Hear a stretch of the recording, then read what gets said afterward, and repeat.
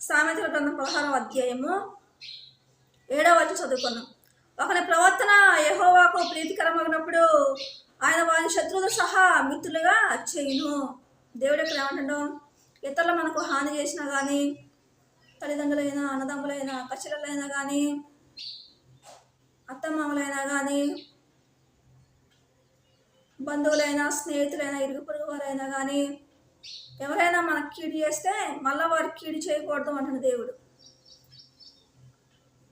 కీడు చేయకుండా ఉండే వారంగా ఉంటే వారి చేత మనం ప్రేమించబడే వారంగా ఉంటాం. వారి చేత మనం మెప్పులు పొందుకునే వారంగా ఉంటాం.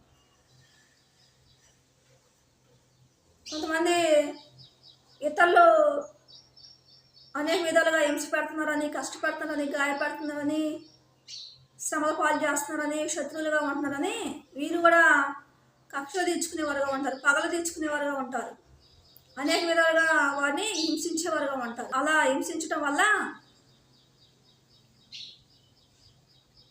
ఇంకా శత్రువులు అయిపోతారు అంటున్న దేవుడు. ఇతరులు మనకి ఇంకా శత్రువులు అయిపోతారు, ఇతరులు మనల్ని ఇంకా హింసించేవారుగా ఉంటారు.